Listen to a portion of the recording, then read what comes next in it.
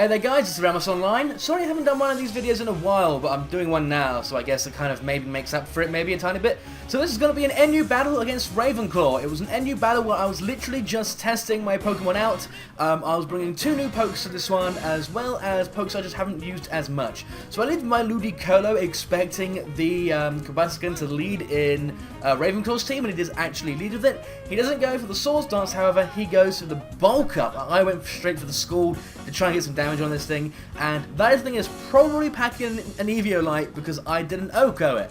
And I know my Ludicolo doesn't exactly have the most highest special attack because it isn't built that way, but that really should have killed an uninvested Kabaskin. So yeah, so I just switched into Fua to either make this thing die to Rocky Helmet's damage, or to obviously force the other. I mean, he can't switch into a physical attacker, because if he does, then obviously he'll be doing no damage to Fua. So he's actually going to baton pass the boosts he got, the speed boost and the bulk up, going into his Luxray, who is obviously going to be a Guts Luxray. I went straight for the Cotton Guard because I knew if he switched into a physical attacker, he couldn't deal any damage to me after a Cotton Guard. And Luxray gets burned, so it's definitely a Guts Luxray, and goes for the Facade, and that's going to do nothing. Absolutely nothing to Fua, the ultimate physical wall. Everyone knows me for my Furfro. That's kind of, I wanted my Ludicolo to be like the thing everyone knew me for, but no, it's the Furfro. So I am now just basically going to stall this thing out. It goes for Thunder Fang to try and get off some stab damage, to try and get the flinch or the paralyze. Luckily for him, he gets the paralyze. And going to take some Rocky Helmet damage there, unfortunately. And I go for my return, and this is what he was probably going for, a critical hit. Unfortunately, I'm the one who gets a critical hit this time, so Luxray goes down, and yeah, those boosts didn't really do much. Now it goes into I'm Coming, the Typhlosion. So I just switched back into Ludicolo, who is not nicknamed, as you can see, because I didn't nickname Ludicolo before I cloned it. And I can't nickname it now because obviously the original Pokemon X is broken, so yeah. So Laura, who should be her name, Laura Ludicolo, eats up that Focus Blast very easily, and I knew the withdrawal was coming, so I went for the Leech Seed, but he actually switched in the Colonel to sack this thing off, maybe expecting the Scald. I knew he wasn't going to keep his Typhlosion in, so I just went for the Leech Seed, and I can get some recovery from this thing. A couple turns of Leech Seed and Leftovers recovery will put me back at full health. Always handy and nice to have. And nice to have happen, I guess. So Colonel's going to try and do something. I'm narrating far too quickly, as I always do. It's gonna... No, I'm protecting. Okay. Come on, wait for it. There we go. Colonel's going to try and power up punch, but I was protecting, so that didn't do anything. And my Leftovers recovery is basically going to take me to full health. Yep, exactly full health. And this Leech Seed is going to finish off the Colonel. Down he goes. I definitely want to try some of his 11 herbs and spices, and I cannot English today. But yeah, so he goes into Pink Demon, who is his, I'm pretty sure this is a Guts, there's no Intimidate, so it has to be a Guts, I can't remember what it's called, Gramble, Guts Gramble.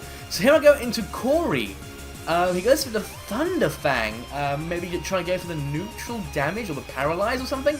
Not quite sure what he was going for, but as we see, he does get the he's poisoned now, so that tells me this is probably Guts. He's going to switch out and goes back. Oh no, yeah, sorry, he goes into Spitshine, who is the Licky Lick. Definitely got some Wi-Fi on that thing. Looking at 3 bars. So I just go for my aromatherapy to heal my Furfro's paralyze. I really could have just rested to get rid of the para, but I felt like just going for the aromatherapy was the smartest thing. You're going to see later on it didn't really matter what I did. So anyway, I go into Serenade, expecting this thing to try and knock off. The idea is that it would knock off my choice item, so then I could just start going for power-up punches and sucker punches and basically set up and just sweep the rest of his team. But he actually goes for the power-up punch. He gets a crit, but I get a crit on my return. So we're both getting crits left, right, and all over the place. Even at +1, a stab body slam is not going to be enough to finish off Serenade. And 2 returns, the first one being a crit. I think the crit did matter, but that is going to be the end of that Licky Licky. It goes into not a threat here, the Shiny Marill, and yes, this is definitely going to be a threat. The only reason it's gone into that is most likely for the Aqua Jet. So I go back into Corey to eat up a stab Aqua Jet, and yep, I did predict correctly. There's the Aqua Jet. Corey's going to take no damage at all from that, and he's actually going to withdraw Corey. Sorry, he's going to withdraw his Marill. Getting all muddled up. Goes back into the Pink Demon as I went for the Energy Ball just to get some stab damage. So as those who are wondering, I've replaced Leech Seed with Energy Ball because the kind of point is to spread toxic rounds into the team and basically cripple the opponent's team. And Leech Seed can easily be removed just by switching out, so I give it Toxic. So he goes for the Close Combat, and Corey just eats it up. She takes no damage from a Guts boosted, I'm guessing it's Adamant, Gramble. That's just insane. So I went for the Synthesis just to see what he would try and do, and now he's lowered his defenses. He goes for the Play Rough. I know that's not going to kill. It might do a little bit more damage than Close Combat because it is Stab.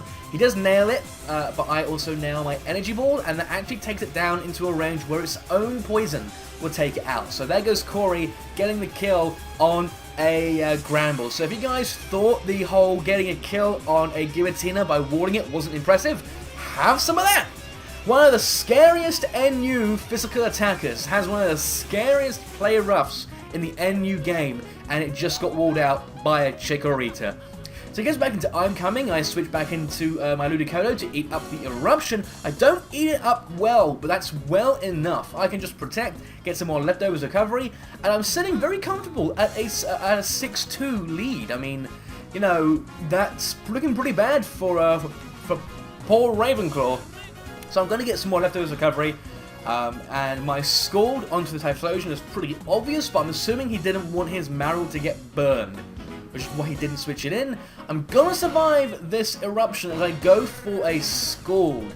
Now here's where I start misplaying. I think at this range of HP, 2 more turns of leftovers recovery will allow me to survive another Eruption, because this thing's obviously going to be choiced into it. It's probably going to be choice scarfed into it, because Typhlosion really does work best with a choice scarf. Goes for the Eruption, but I did protect just to get more leftovers recovery.